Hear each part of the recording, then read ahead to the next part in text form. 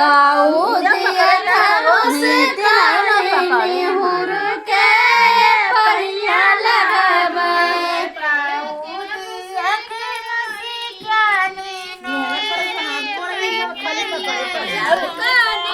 खमैया मंगना भाई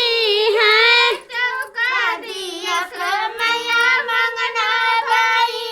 हैं चौका दिया खमैया मंगना भाई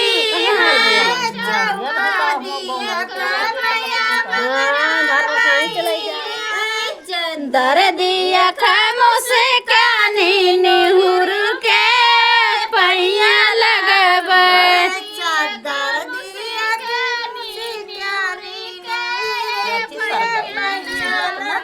चादर दिया खमोस कानी निहुर के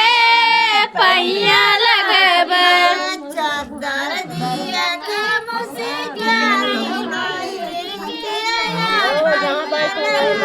मैया मोरी अंगने बनाई निहुर के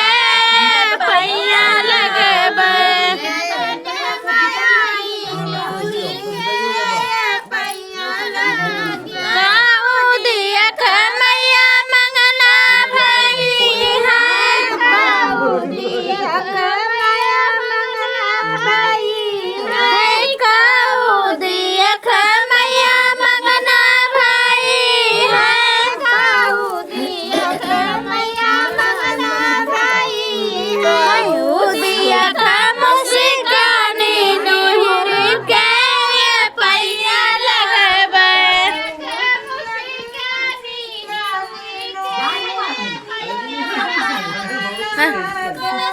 दिया खमैया मंगना भाई